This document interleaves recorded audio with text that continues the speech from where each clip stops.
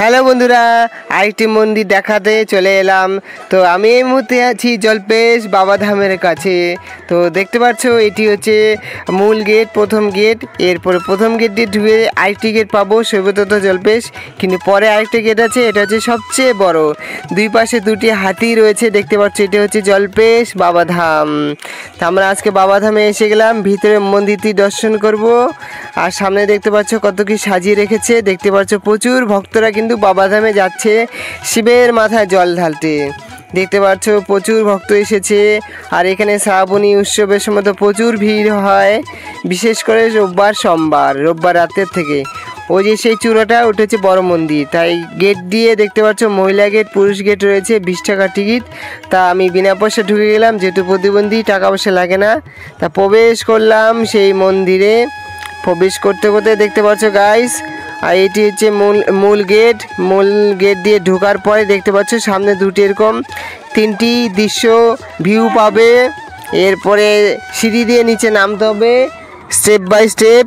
সিঁড়ি দিয়ে নামার পরে এখানে শিব ঠাকুরকে দর্শন করতে পারবে আর শিবের মাথায় জল ঢালতে পারবে, দেখতে পাচ্ছ। তারপরে সিঁড়ি উপরে উঠে দেখতে পাচ্ছ এখানে আবার শিব ঠাকুরের মূর্তি রয়েছে, ছোট মন্দির। এরপরে সেখানে আমি টুক পরিষ্কার করলাম ভগবানের সেবায়। এরপরে গাইস আমরা বেরিয়ে গেলাম পিছনে দরজা দিয়ে। এটা হচ্ছে পিছনে একটা পুকুর আছে, পুকুরও চান করতে পারো, মহিলা পুরুষ দুদিকে আছে ভাগ করা।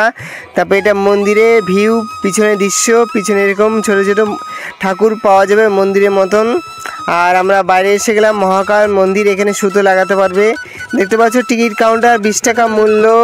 আর আমরা মেলার ভিতরে ঢুকে গেলাম, মন্দিরের উল্টো দিকে মেলা, পুকুরের সামনে। দেখতে পাচ্ছি এখানে কিন্তু অনেক খেলনা জিনিস দোকান বসেছে, প্রসাদ আছে, মহাভোগ, হ্যাঁ চিরা আছে, তারপর সন্দেশ আছে, গুড়ের সন্দেশ। তারপর এগুলো হচ্ছে শিবলিঙ্গ মেলায়, হ্যাঁ মেলায় তোমরা শ্বেত পাথরের শিবলিঙ্গ পেয়ে যাবে। এখানে প্রচুর ভক্ত আসে, ভক্তদের সাথে কথা হলো, ভক্তরা খুব উৎসুক। আর এখানে চাইনিজ প্রোডাক্টও পাওয়া যাচ্ছে, ফ্যান হাওয়া খাওয়ার জন্য, গরম ছিল প্রচণ্ড। আর মন্দিরটাও দেখতে ভালো লাগলো। এরপরে আমরা দেখতে পাচ্ছি যে প্রচুর কিন্তু ধার্মিক জিনিসগুলো রয়েছে, যেরকম মালা, পুজো জিনিসপত্র, ঘন্টা, প্রচুর জিনিস রয়েছে মেলার ভিতরে।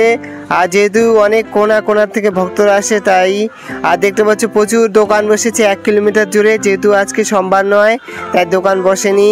এক দাদা আমাকে বাইকে করে এগিয়ে দিলেও, আমি টোটো বেশিরভাগ ভাড়া করি না, কারো লিভ নিয়ে চলি। দেখতে পাচ্ছ নদী পার হলাম, পিছনে শ্মশান। এরপর দাদা আমাকে ছেড়ে দিল, এরপর আরেকটা লিভ নিয়ে পৌঁছলাম ইন্দিরা মোড়। হ্যাঁ ডান দিকে চলে গেলো সেই ধাম। তারপরে মাথাভাঙ্গা, তারপরে হচ্ছে বাসে ছিলাম, সরকারি বাস, প্রতিবন্ধী সিট পেলাম না, অনেকে বসেছিল। এরপরে আমরা শিলিগুড়িতে আসলাম কষ্ট করে।